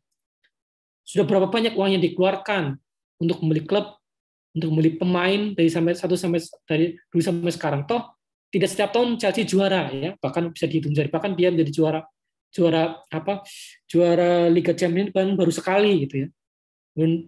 Juara Liga domestik itu ya baru setiap 2 atau 3 kali saja ya, tidak setiap tahun dia menjadi juara. Tapi toh dia tetap mau menjadi pemiliknya. Ini juga membentuk citra dia sebagai seseorang ya, dia punya pengaruh tertentu di Rusia. Tadinya dia hanya orang kaya saja. Setelah dia beli sepak bola, dia punya pengaruh politik juga di Rusia. Sheikh Mansur juga ya. ini malah persaingan antar negara Timur Tengah. Jadi pembelian klub Manchester City oleh perusahaan yang berbasis di Emirat yang dipimpin oleh salah satunya oleh Sheikh Mansur, ini bentuk persaingan antar negara-negara Timur Tengah. Karena negara-negara Timur Tengah lainnya juga bersaing, sama-sama bersaing untuk membeli klub-klub sepak bola. Jadi bentuk persaingan politik. Sedangkan kepemilikan perusahaan dari Tiongkok yang diwakili Jianzheng ini belum jelas motifnya finansial seperti apa. Tapi yang jelas ini saya kira kita bisa melihat bagian dari pertarungan politik simbolik di tingkat global yang menunjukkan bagaimana Cina bisa mengambil kekuatan dari negara-negara lain. Ya. Secara ekonomi politik kan sekarang kita harus melihat bahwa memang Cina sekarang semakin kuat posisinya, dan itu direfleksikan juga dalam bidang sepak bola, di mana mereka banyak orang-orang kaya di Cina yang kemudian didorong negara Cina untuk mengakuisisi ya klub-klub olahraga terkemuka di dunia, termasuk di sini Inter Milan. Kalau dia dari motivasi finansial semata, ini belum untung sebetulnya Inter Milan dan Chelsea, tapi mereka tetap mau investasi. Kalau yang Manchester City sudah mulai untung, sudah kelihatan ada untungnya karena penghasilannya dari kemenangan mereka di berbagai laga dan berbagai piala itu sudah mendatangkan banyak uang. Kemudian dari segi penjualan kaos, jersey itu juga mendatangkan uang dan seterusnya. Tapi tidak semata-mata uang motivasi mereka itu. Dan aspek lainnya adalah membentuk apa yang disebut sebagai kosmopolitanisme, yaitu adanya terbentuk identitas kolektif yang inklusif dan menghargai keberagaman, terutama dalam bentuk adanya pemain asing, kalau misalnya itu dari tingkatan klub, atau ketika yang tampil di dalam klub nasional yang perannya penting di nasional adalah pemain dari kelompok-kelompok minoritas. Ini saya perlihatkan banyak contoh, ya. Mulai dari misalnya ini, ya Zinedine Zidane, ya. Zinedine Zidane kan dari keturunan Aljazair, ya. Aljazair artinya dia termasuk kelompok minoritas di Prancis. Tapi dia menjadi sosok yang terpenting di dekade 90-an sampai dengan 2000 di Prancis, ya. Karena dialah yang menjadi andalan dari tim nasional Prancis, ya. Prancis tidak akan mungkin menjadi juara tahun 98 tanpa 2 gol dari Zinedine Zidane. Apalagi dari segi keagamaan, dia juga terbentuk minoritas di Prancis. Ya. Zidane adalah penganut agama Islam. Juga Mesut Ozil di Jerman itu juga punya peran sangat penting di tim nasional juga, karena meskipun dia itu dari etnis minoritas juga, ya. Ozil adalah keturunan Turki yang ada di Jerman. Lagi-lagi Turki adalah etnis minoritas. Kemudian di Indonesia ada juga Greg Nwokolo. Ya, Greg Nwokolo adalah pemain naturalisasi dari Nigeria. Sekarang dia bermain di MU, Madura United. Ya. Dia mengalami naturalisasi. Jadi Nigeria mungkin barangkali negara yang ya dulu mungkin dia sebagai negara yang yang remeh, ya. Orang Indonesia kan kalau menyebut Afrika kan remeh, ya, tidak seperti orang menyebut Inggris, Australia, Amerika. Tapi sekarang karena dia menjadi perwakilan citra Nigeria, maka ya, dia dianggap itu mewakili etnis Nigerianya. Ya. Sampai sekarang dia akhirnya mau bergabung, mau menjadi WNI, warga negara Indonesia. Kemudian di tim nasional Italia, orang mengenal Jorginho yang bermain untuk klub Chelsea. Dia juga dari kelompok minoritas karena dia bukan asli Italia, tapi dia keturunan Brasil. Dia mau beralih kewarganegaraan dari Brasil menjadi Italia. Kemudian juga Paul Pogba. Nah, ini juga lagi-lagi etnis minoritas karena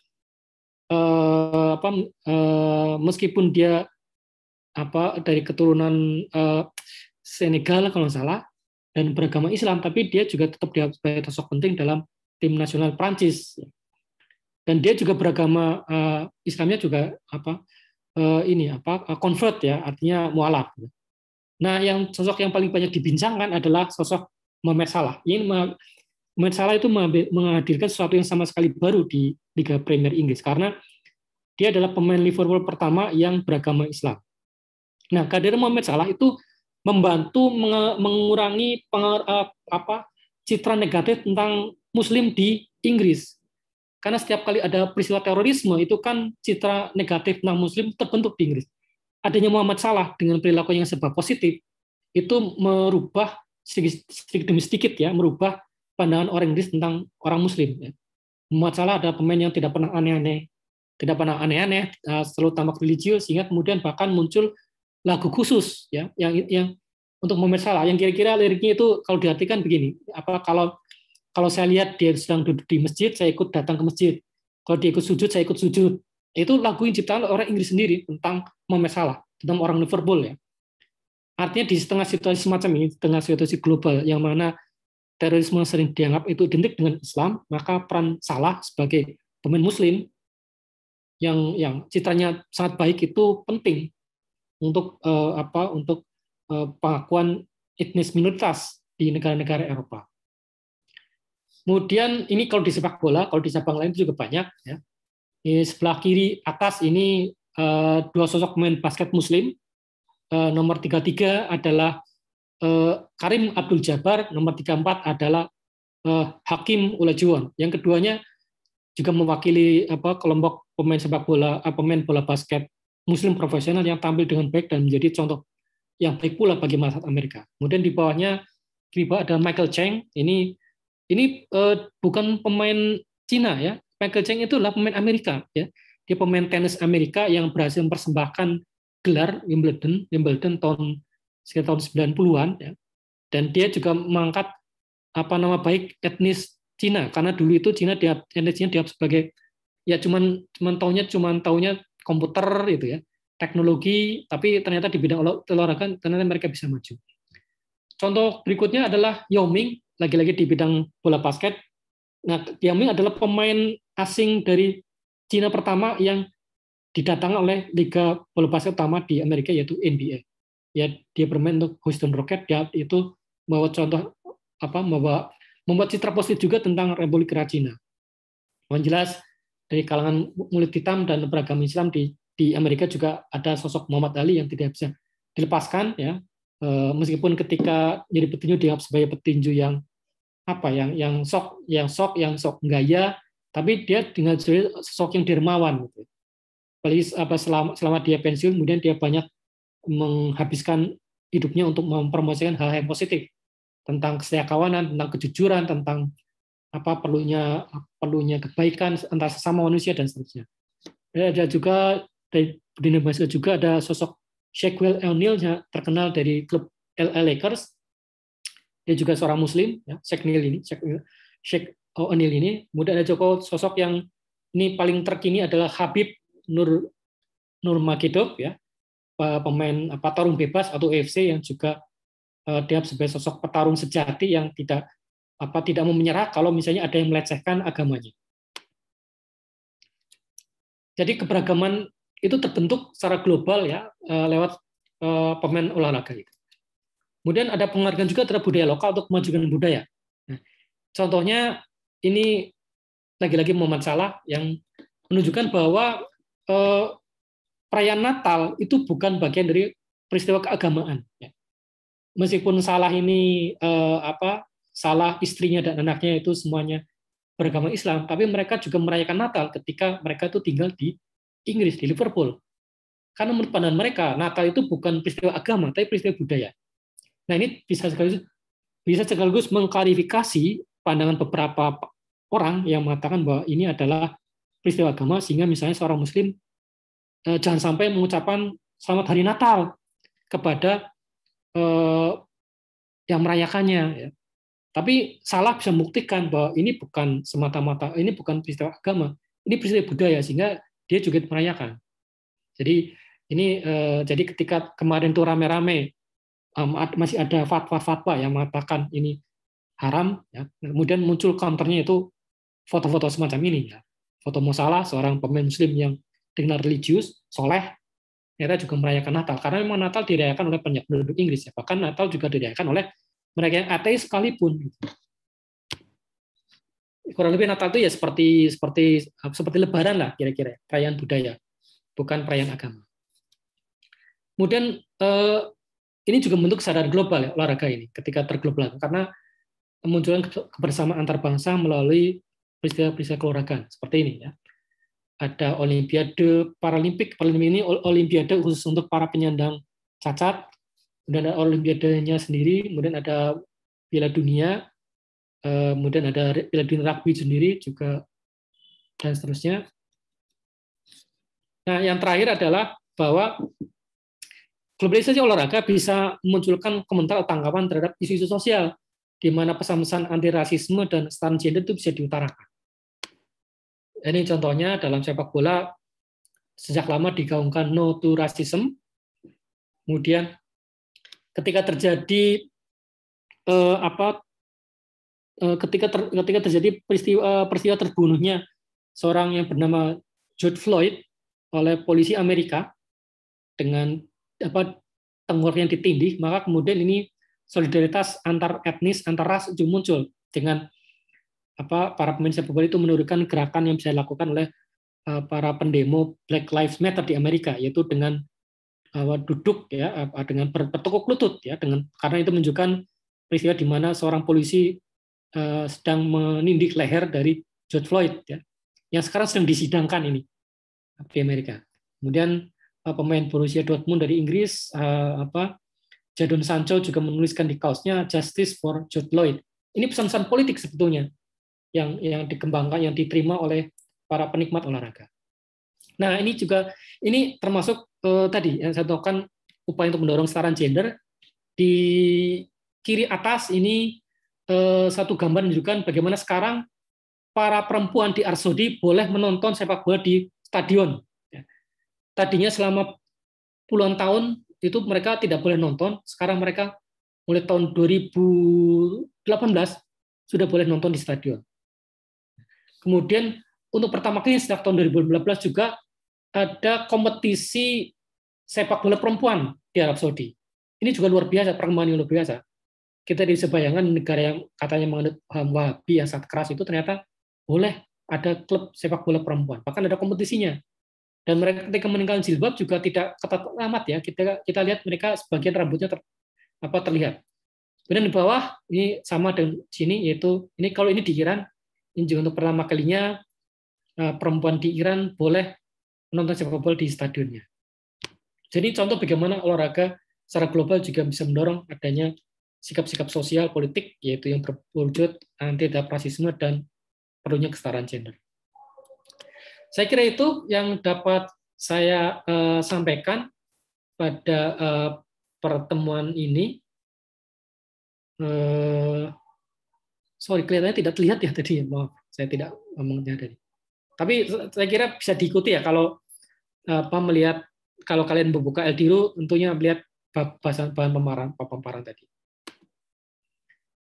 Ada yang mau ditanyakan sebelum kita akhiri?